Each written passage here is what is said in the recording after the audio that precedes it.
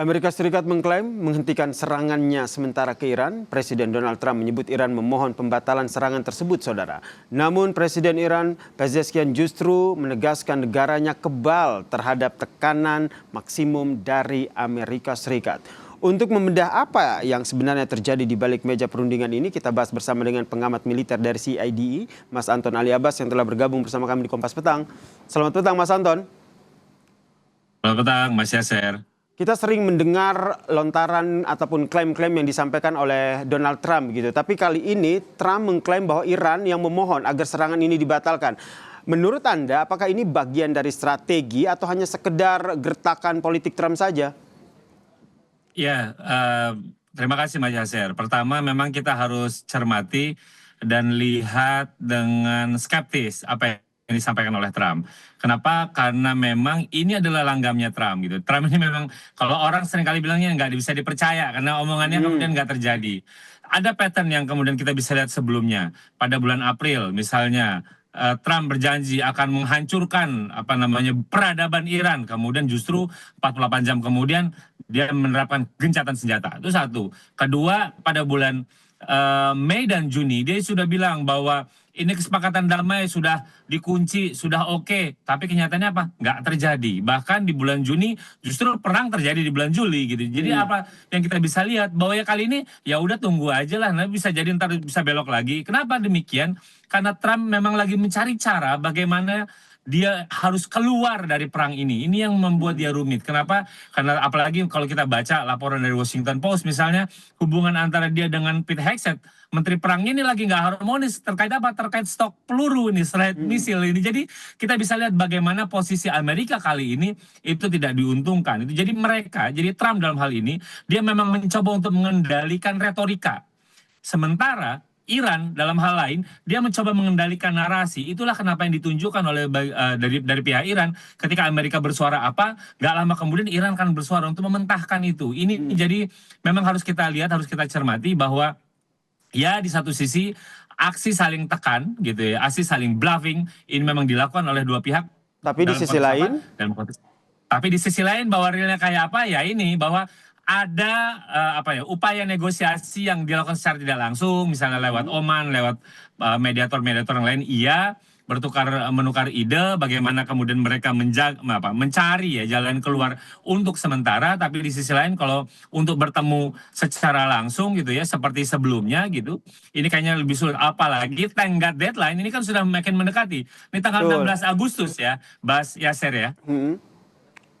Gitu. Jadi kita masih akan menunggu. Saya sih nggak yakin bahwa kemudian 16 Agustus ini akan seal semua dari 12 poin itu kemudian sudah ada turunan, ya saya juga nggak yakin. Jadi mungkin ada parsial, ada yang terbatas bisa disepakati misalnya terkait Selat Hormuz gitu. Tapi kalau untuk yang lain apalagi soal nuklir ini kayaknya masih panjang, Mas. Masih panjang, apalagi tadi menarik apa yang disampaikan oleh Mas Anton, apa yang terus disampaikan oleh Trump ini sebenarnya bagian dari upaya exit strategis dari Trump untuk keluar dari perang ini. Kalau dari Mas Anton sendiri melihatnya, apakah ini juga bisa kita kaitkan dengan Trump yang dalam detik-detik terakhir menyatakan bahwa menghentikan sementara serangan ke Iran? Apakah ini bisa kita kaitkan bahwa ternyata memang militer Amerika Serikat sendiri belum siap betul untuk perang jangka panjang? Ya, kemarin itu memang mereka melakukan persiapan gitu ya, persiapan yang melakukan serangan. Tapi kan kemudian ini negara sekutunya yang berada di kawasan itu kan yang meminta Trump untuk tidak melanjutkan. Ini ada telepon dari Arab Saudi gitu. Jadi dia meminta untuk tidak diteruskan rencana itu. Itulah kenapa kemudian Trump menunda sementara itu rencana untuk aksi serang itu. Selain dari sejumlah laporan itu menyebutkan bahwa kondisi saat ini stok misalnya mereka terutama juga Intercept, Patriot dan lain-lain ini mengalami penurunan secara drastis. Sementara untuk produksinya membutuhkan waktu. Jadi memang mau tidak mau ini adalah pilihan yang paling rasional yang mungkin bisa dilakukan oleh Trump, dan itu satu. Kedua, dan karena ini diminta oleh pihak lain, setidaknya muka dia itu gitu, jadi mukanya Trump itu cukup bisa dijaga. Kenapa? Karena kan perang ini karena dia yang mau gitu, bukan negara-negara teluk yang mengundang gitu. Jadi ini Oke. adalah cara ya, setidaknya inilah untuk menjaga mukanya lah, tidak terlalu kehilangan. Meskipun di sisi lain kalau kita lihat Presiden Iran Pezeshkian sendiri menyatakan bahwa Iran sendiri sebenarnya kebal terhadap tekanan maksimum dari Amerika Serikat. Pertanyaannya sebenarnya kalau Mas Anton sendiri melihat seberapa kuat kesiapan militer Iran menghadapi hantaman Amerika Serikat ini?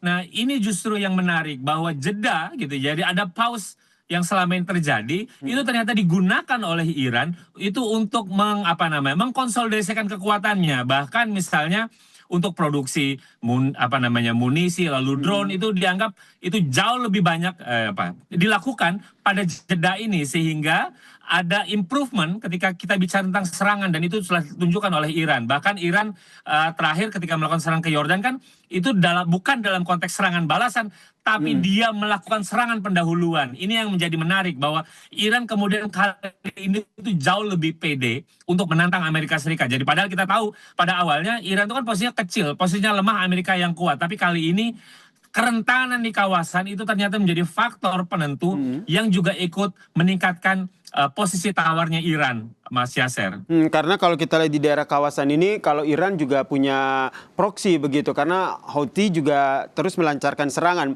Memang belum ada konfirmasi secara langsung apakah serangan ini ada kaitannya dengan Iran. Tapi Anda melihatnya seperti apa nih proksi dari Iran dan juga sekutu Amerika Serikat yang berada di Timur Tengah ini?